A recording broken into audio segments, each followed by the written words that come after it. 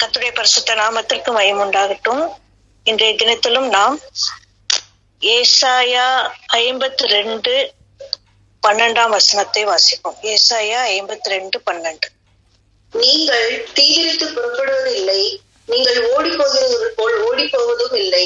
கர்த்தர் உங்கள் முன்னே போவார், இஸ்ரவேலின் தேவன் உங்கள் பிறகே உங்களை காக்கிறவராய் இருப்பார். கர்த்தர் தாமே முன்னடந்து செல்கிறார். அதாவது நம்ம எதுக்காக ஒவ்வொரு காரியத்தையும் செய்யும் போது முதல்ல ஆண்டவர்ட்ட ஜெபிக்கிறோம். இங்க எங்கேயா வெளியே போகும்போது ஆண்டவர்ட்ட ஜெபிச்சுட்டு போறோம். இல்ல எந்த காரியம் செய்தாலும் எதுக்கு ஜெபிக்கிறோம் அப்படின்னா, கர்த்தருடைய சமூகம் முன் செல்ல வேண்டும். அதுக்காக தான் நம்ம ஜெபிக்கிறோம். அப்போ மீகாலையும் வாசிப்போம், கர்த்தர் தாமே முன்னடந்து செல்கிறார். அப்போ கர்த்தர் நமக்கு முன் நடக்கும் போது நமக்கு என்னென்ன ஆசீர்வாதங்கள் இல்ல என்னென்ன நன்மைகள் கிடைக்குது என்பதை வேதத்தின் அடிப்படையில நம்ம இன்னைக்கு தியானிப்போம். முதல்ல பார்த்தோம்னா, கர்த்தருடைய சமூகம் நமக்கு முன் செல்லும் போது ஆதியாகமம் 24:7. ஆதியாகமம் 24:7. என்னை என் தகப்பனுடைய வீட்டிலும் என் இனத்தார் இருக்கிற தேசத்திலும் இருந்து அழைத்து வந்து வரும் உன் சந்ததிக்கு இந்த தேசத்தை தருவேன் என்று எனக்கு சொல்லி ஆணையிட்டவருமான வானத்துக்கு தேவனாகிய கர்த்தர், நீ அங்கே இருந்து என் குமாரனுக்கு ஒரு பெண்ணை கொண்டு வரும்படிக்கு தம்முடைய தூதனை உனக்கு முன்பாக அனுப்புவார். பாத்தீங்களா, முதல்ல இங்க பாத்தீங்கன்னா ஆபிரகாம் தன் மகனுக்கு பெண் பார்க்கும்படி எலியேசரை அனுப்பும் போது அவன் சொல்றாரு, கர்த்தர் தம்முடைய தூதனை உனக்கு முன்பாக அனுப்புவார். இப்ப பாத்தீங்கன்னா கர்த்தருடைய சமூகம் நம்ம ஒரு காரியம் செய்யும் போது இல்ல நம்ம வெளியே போகும்போது கர்த்தருடைய சமூகம் நமக்கு முன்பாக இருந்துச்சுன்னா முதல்ல நமக்கு என்ன கிடைக்குதுன்னா, கர்த்தர் தம்முடைய தூதனை நமக்கு முன்பாக அனுப்புவார். அப்போ தேவ தூதன் நமக்கு முன்பாக செல்லும் போது காரியங்கள் எப்படி நடக்கும்னா, ஆதியாகமம் 24:27-28. என் எஜமானாகிய ஆபிரகாமின் தேவனாய் இருக்கிற கர்த்தருக்கு ஸ்தோத்திரம். அவர் தம்முடைய கிருபையையும் தம்முடைய உண்மையையும் என் எஜமானை விட்டு நீக்கவில்லை. நான் பிரயாணம் பண்ணி வருகையில் கர்த்தர் என் எஜமானுடைய சகோதரர் வீட்டுக்கு என்னை அழைத்து கொண்டு வந்தார் என்றான். அந்த பெண் ஓடி இந்த காரியங்களை தன் தாயின் வீட்டில் உள்ளவர்களுக்கு அறிவித்தாள். இப்ப பாத்தீங்களா, ஃபர்ஸ்ட் நம்ம ஜெபிக்கும் போது ஜெபிச்சுட்டு ஒரு காரியத்தை செய்யும் போது கர்த்தர் என்ன செய்யறாரா, அவருடைய தூதனை அனுப்புறாரு. தேவ தூதன் நமக்கு முன்பாக செல்லும் போது அவர் எப்படி செய்வாரா, எப்படி எலியேசரை நேர அந்த ரெபேக்கா பார்க்க செய்தாரோ அதே போல தேவ தூதன் நேர் பாதைகளில் நம்ம நடத்துவார். இப்போ ஒரு காரியமா இப்ப நம்ம செல்லும் போது அங்கேயா இங்கேயா, இங்க போலாமா அங்க போலாமா இப்படி போலாமா அப்படிலாம் நம்ம இது பண்ண வேண்டிய அவசியமே இல்லை. கர்த்தர் நம்ம அவருடைய தூதனை நமக்கு முன்பா நடத்தும் போது நம்ம என்ன காரியமா எந்த காரியத்துக்காக போறோமோ அங்க என்ன செய்வார் தேவ தூதன் நேர் பாதைகளில் நடத்துவார். சரியானபடி அந்த பெண்ணை தெரிந்தெடுக்க கர்த்தர் உதவி செய்வார். அப்போ எந்த காரியத்துக்காக நம்ம போறோமோ அந்த காரியத்துக்கு ஒரு அலக்களிப்பு இல்லாம நேர் பாதைகளில தேவதூதன் நம்ம நடத்துவார். எப்படி எலியேசர் சரியா அந்த பெண்ணை தேர்ந்தெடுக்க கர்த்தர் உதவி செய்தாரோ அதே போல தேவதூதன் நமக்கு முன்பாக செல்லும் போது நம்முடைய காரியம் நேர்த்தியாய் வாய்க்கும். அப்போ கர்த்தருடைய பிரசன்னமும் தேவ தூதர்களும் முன் சென்றபடியினால் எப்படி ஆச்சு, காரியம் நன்மையும் செம்மையுமாக நடந்தது. அப்பதான் சொல்றாங்க, இந்த காரியம் கர்த்தரால் வந்தது. அப்ப தேவனுடைய சமூகம் முன் சென்று தேவ தூதரை கர்த்தர் அனுப்பும் போதுதான் அந்த காரியம் கர்த்தரால் வந்தது, நேர்த்தியாய் நடந்து முடிந்தது என்று நாம் கர்த்தரை மகிமைப்படுத்த முடியும். இப்போ முதல்ல நம்ம பாக்குறோம், நம்ம ஜெபிச்சு விட்டு கர்த்தருடைய சமூகம் நமக்கு முன் செல்லும் போது கர்த்தர் யாரை அனுப்புறாரு, தேவ தூதனை நமக்கு முன்பாக அனுப்பி நேர் பாதைகளில் நடத்தும்படிக்கு கிருபை செய்யறாரு. சரியானபடி அந்த காரியம் வாய்க்க செய்யறாரு. ரெண்டாவது கர்த்தருடைய சமூகம் முன் செல்லும் போது நமக்கு என்ன கிடைக்குதுன்னா, மீகா 2:13. தடைகளை நீக்கி போடுகிறவர் அவர்களுக்கு முன்பாக நடந்து போகிறார். அவர்கள் தடைகளை நீக்கி வாசலால் உட்பிரவேசித்து கடந்து போவார்கள். அவர்கள் ராஜா அவர்களுக்கு முன்பாக போவார். கர்த்தர் அவர்கள் முன்னணியில் நடந்து போவார். தடைகளை நீக்கி போடுகிறவர் முன் செல்கிறார். இப்போ கர்த்தர் முன்னணியில் நடந்து போகும்போது என்ன ஆகுதுன்னா, இப்ப நம்ம போற காரியத்துக்கு என்னென்ன காரியங்கள் தடையா இருக்கோ அதையெல்லாம் அவர் என்ன செய்வாரா, நீக்கி விடுவார். வழிகளை சுத்தம் பண்ணுகிறவர், கோணலானவைகளை செம்மை பண்ணுகிறவர் நம்முடைய கர்த்தர். அப்போ நம்ம எந்த காரியமா போறோமோ அதற்கு என்னென்ன தடைகள் இருக்கோ அதையெல்லாம் என்ன செஞ்சிருவாரா, நீக்கி போட்டு விடுவார். இப்ப வேதத்திலே நம்ம நிறைய பார்க்கிறோம். இஸ்ரவேல் ஜனங்கள் எகிப்துல இருந்து புறப்படுவதற்கு பார்வோன் ரொம்ப தடை பண்ணிட்டு இருந்தான்.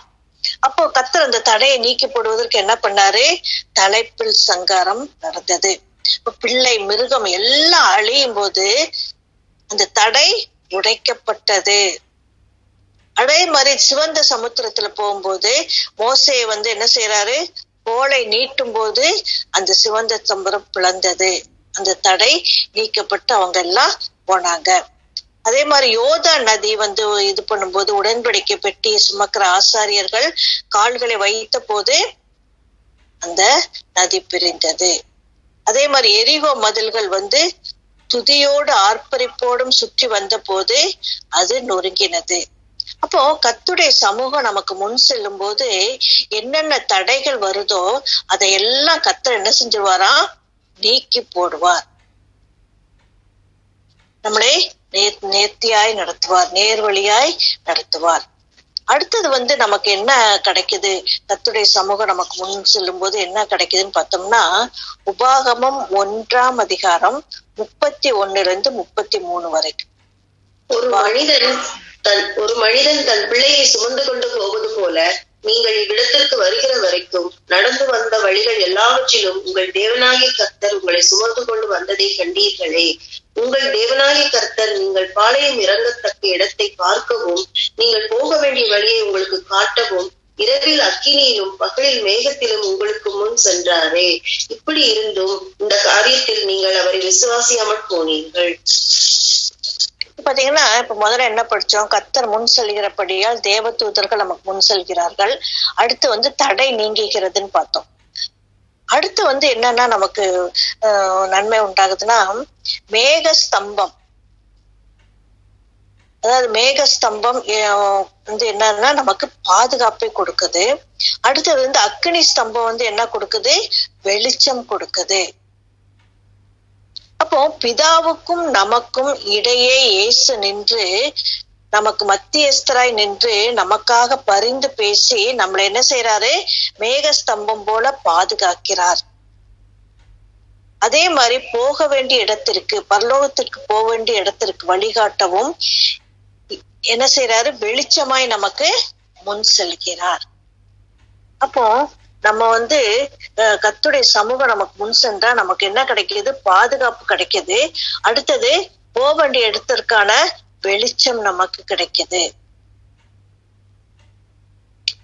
அதனால கர்த்தருடைய சமூகம் நமக்கு முன் சென்றுச்சுன்னா நம்ம பாட்டு கண்ணை மூடிட்டு போகலாம். கர்த்தருடைய பாதுகாப்பும் அவருடைய வெளிச்சமும் நமக்கு கிடைக்கும்.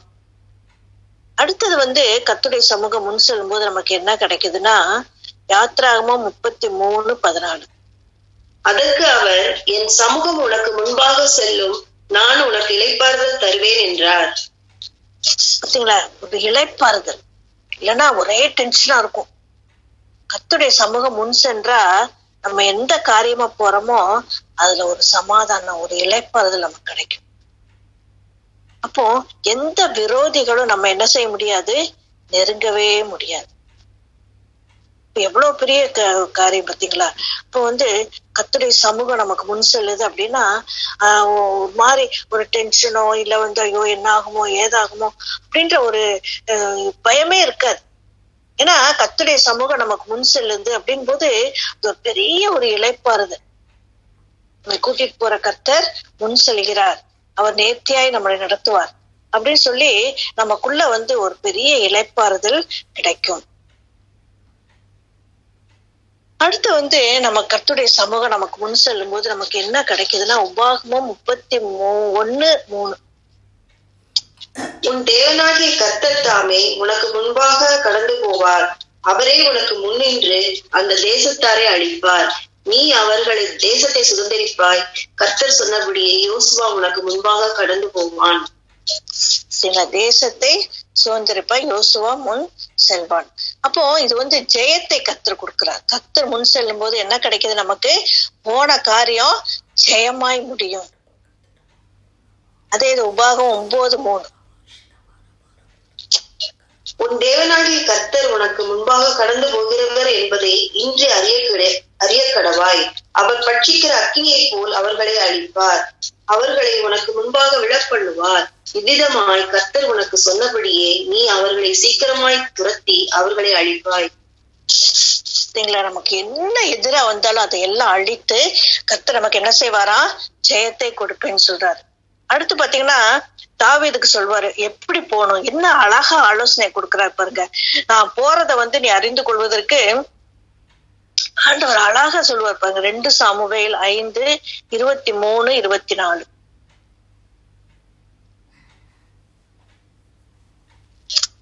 தாவீது கர்த்தரிடத்தில் விசாரித்ததற்கு அவர், நீ நேராய் போகாமல் அவர்களுக்கு பின்னாலே சுற்றி முசுக்கட்டை செடிகளுக்கு எதிரே இருந்து அவர்கள் மேல் பாய்ந்து முசுக்கட்டை செடிகளின் நுனிகளிலே செல்லுகிற இறைச்சலை நீ கேட்கும் போது சீக்கிரமாய் எழும்பி போ. அப்பொழுது பெலிஸ்தரின் பாளையத்தை முறியடிக்க கர்த்தர் உனக்கு முன்பாக புறப்பட்டிருப்பார் என்றார்.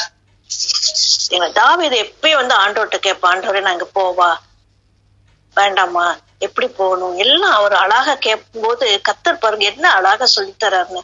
நீ போ, நான் வந்து முன்னாடி போறேன்றதுக்கு இந்த முசுக்கட்டை செடி அசையும் போது நீ புரிஞ்சுக்கோன்னு சொல்றாரு. எத்தனை அருமையான கர்த்தர் பாருங்க. அவருடைய சமூகத்தை நம்ம நாடும் போது, அவர் நமக்கு முன் செல்லணும்னு விரும்பும் போது எவ்வளவு அழகா நம்மளை நடத்தி கொண்டு செல்கிறார். அப்போ கர்த்தர் முன் சென்று ஜெயத்தை நமக்கு கொடுப்பார். நமக்கு இந்த உலகத்துல என்னென்ன போராட்டங்கள் உண்டு? எபேசியர் 6:12. எபேசியர் 6:12. ஏனெனில் மாம்சத்தோடும் இரத்தத்தோடும் அல்ல, துரைத்தனங்களோடும் அதிகாரங்களோடும் பிரபஞ்சத்தின் அந்தகார லோகாதிபதிகளோடும் வானமண்டலங்களில் உள்ள பொல்லாத ஆவிகளின் சேனைகளோடும் நமக்கு போராட்டம் உண்டு. உலகத்துல வந்து நமக்கு பல சத்துருக்களை சந்திக்கிறோம்.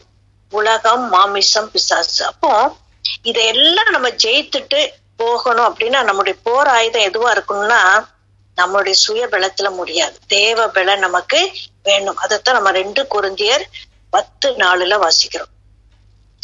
எங்களுடைய பேராயுதங்கள் மாம்சத்திற்கு ஏற்றவர்களாய் இராமல் அரண்களை நிர்மூலமாக்குகிறதற்கு தேவ பலம் உள்ளவைகளாய் இருக்கிறது. அப்ப அந்த உலகத்தை வந்து பல சத்துருக்கள் இருக்கிறாங்க நமக்கு. அவங்களெல்லாம் ஜெயிக்க நமக்கு என்ன வேணும்? தேவ பலன் வேணும். அப்போ இந்த கர்த்தருடைய சமூகம் நமக்கு எவ்வளவு அவசியம் என்பதை இந்த வேதத்துல உள்ள சாட்சிகள் மூலமாக நம்ம பார்க்கிறோம். அப்போ இந்த உலக காரியமா இருந்தாலும் சரி, இல்ல நம்முடைய பரலோகத்துக்கு போக வேண்டிய காரியங்கள் எல்லாவற்றிலும் வந்து தெய்வ சமூகம் நமக்கு முன் செல்லும் போதுதான் என்ன ஆகும்? நமக்கு இந்த நன்மைகளும் ஆசீர்வாதங்களும் நமக்கு கிடைக்கும். முதல்ல வந்து கர்த்தர் என்ன செய்யறாரு? தேவ தூதர்கள் நமக்கு முன் செல்கிறார்கள். தேவ தூதர்கள் முன் செல்லும் போது நம்மை சரியான பாதையில நேர்த்தியாய் நடத்துவாங்க. அப்போ கர்த்தருடைய பிரசன்னமும் தேவ தூதர்களும் முன் செல்கிறபடியால் நம்முடைய காரியம் நன்மையும் செம்மையுமாய் நடக்கும். அப்ப நம்ம என்ன சொல்ல முடியும்? தைரியமா இந்த காரியம் கர்த்தரால் வந்ததுன்னு சொல்ல முடியும். அடுத்து என்ன செய்யறாரு? என்னென்ன தடைகள் வருதோ அதை எல்லாத்தையும் என்ன செய்யறாரா? நீக்கி போடுகிறார். இப்போ நம்ம வழிகளை வந்து அவர் என்ன செய்யறாரு? சுத்தம் பண்ணுகிறார். கோணலானவைகள் எல்லாம் செம்மையாக்குகிறார். அதுக்கப்புறம் வந்து அவர் என்ன செய்யறாரு? மேக ஸ்தம்பம் போல நமக்கு பாதுகாப்பு கொடுக்கிறார். அக்னி ஸ்தம்பம் போல நமக்கு வெளிச்சத்தை கொடுக்கிறார். அடுத்தது கர்த்தருடைய சமூகம் முன் செல்லும் போது நமக்கு ஒரு இளைப்பாறுதல் கிடைக்கும். உலகத்துல என்ன உபத்திரவம் இருந்தாலும், என்ன விரோதிகள் இருந்தாலும் நமக்குள்ள கர்த்தர் ஒரு இளைப்பாறுதலை கொடுப்பார். அடுத்து கர்த்தருடைய சமூகம் நமக்கு முன் செல்லும் போது கர்த்தர் நமக்கு ஜெயத்தை கொடுக்கிறார். அப்போ அந்த உலகத்துல நமக்கு எத்தனை சத்துருக்கள் வந்தாலும் சரி, எத்தனை மாமிசம், உலக மாமிசம், பிசாசு எல்லாவற்றையும் நம்ம தேவ பலத்தினால நம்ம ஜெயித்து நம்ம வந்து ஆண்டவருடைய சமூகத்தை நாடி செல்ல வேண்டும். அதனால நம்ம எப்பயும் எந்த காரியமா இருந்தாலும் கர்த்தருடைய சமூகம் முன் செல்ல நம்ம என்ன செய்யணும்? முதல்ல கர்த்தரை ஜெபிக்க வேண்டும். எந்த காரியமா இருந்தாலும் சரி, நம்ம நம்மளை பரலோகத்துக்கு அழைத்து செல்கிற கர்த்தர் இந்த எல்லா உலக காரியங்கள் எல்லாம் காணப்படுகிற எல்லா தடைகளையும் நீக்கி நம்மை செம்மையாய் நம்ம கோணலான காரியங்களை எல்லாம் சரி பண்ணி நம்மளுடைய சுத்திகரித்து நமக்கு ஜெயத்தை கொடுத்து தேவனுடைய சமூகத்துக்கு நம்ம தேவனுடைய சந்திக்க ஆயத்தப்படணும். எல்லாவற்றையும் நம்ம ஜெயம் எடுத்து கர்த்தருடைய சமூகம் நமக்கு முன் செல்லும் போது கர்த்தருடைய பலன் நமக்கு கிடைக்குது, கர்த்தருடைய பாதுகாப்பு கிடைக்குது, கர்த்தருடைய வெளிச்சம் கிடைக்குது. தேவ தூதர்கள் நம்மை அழைத்து செல்கிறார்கள், தடைகள் எல்லாம் நீக்கப்படுறாங்க. அதனால நம்ம எப்பயும் எந்த காரியமானாலும் கர்த்தருடைய சமூகம் முன் செல்லும்படிக்கு நம்ம என்ன செய்யணும்? அவருடைய பாதத்துல உட்கார்ந்துட்டுதான் மற்ற காரியங்களை செய்யணும். கர்த்தருக்கே மகிமை உண்டாகட்டும்.